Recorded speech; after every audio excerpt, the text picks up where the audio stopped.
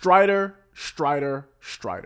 I remember when this rebooted game dropped on the PS3 and Xbox 360 back in 2014, and I was really excited for this game. Strider was one of those characters and franchises that I've always been mildly curious about. After seeing gameplay for this title, it was checking all the right boxes, so I bought it, and I never played it. I know, this game has been on my backlog for almost a decade, so let's jump into it. For this video, I'm playing the PS4 version, which has a higher frame rate and better visuals than the PS3 original, so let's get into it.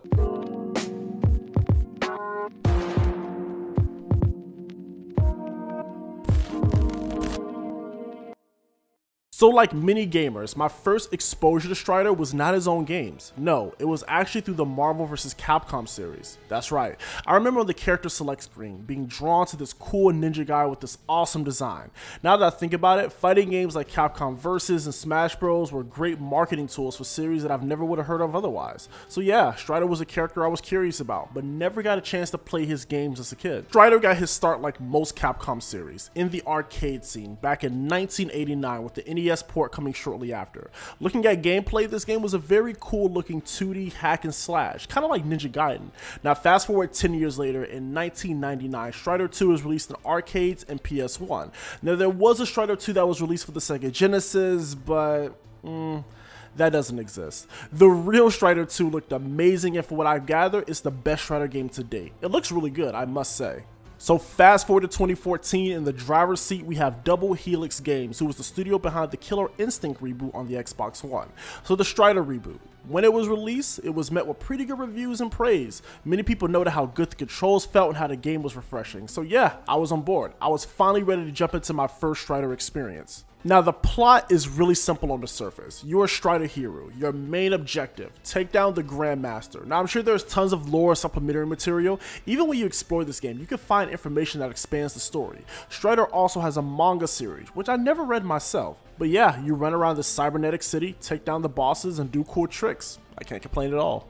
Gameplay wise. Okay, when I first started the game, I thought it was a Metroidvania, which it is, kinda. The game structurally is very much like a Metroidvania. You explore around this connected world, find power-ups and items that help you reach places that was once unattainable. However, the game is still fairly linear because you always know where to go. The game is always pointing you in the direction that you need to go, so I guess you could say it's like a 2D action Metroidvania hybrid experience. Now, one thing I will say about Strider, I love how this dude controls. The movement is really fluid, and when you start unlocking things like the double jump and the mid-air dash, it's really fun running around this world. You attack using Strider's signature slashes, and as you defeat bosses, you get more tools for your arsenal, including elemental slashes and more. The game also rewards you for exploration by giving you health boosts, power meter boosts, and much more. And again, that's a Metroidvania thing. For me, personally, I love the ice and gravity elemental slashes. The ice slashes allow you to pretty much freeze enemies in place and use them as platforms. And the gravity slash, well, allows my slashes to have a projectile property.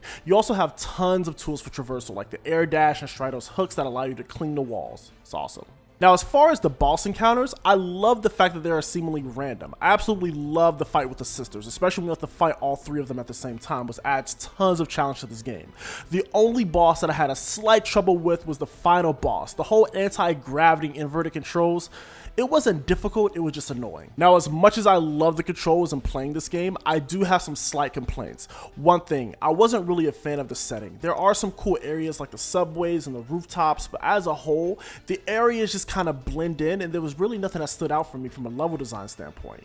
Doesn't make the game less fun, but it would just been nice to have a little bit more diversity in the game's aesthetic. I will also say the controls can be a little awkward at times. Like, for example, there's no option to use the directional buttons to move, but that's a minor complaint. But the throwing knives, having to use the right analog stick to aim with no reticle, that was kind of weird, but luckily you don't have to use this tool very often. And honestly, I don't really have much to say about it. Strider is a pretty short game to beat. I believe I clocked in around 4 hours and 45 minutes total, but if you want to 100% the game, I'm sure you can easily get 8 to 10 hours with this title. This game is literally always on sale, and it's pretty cheap on the digital storefront. So yeah, I would definitely recommend this game if you're a fan of high-speed, action, Metroidvania-like platformers.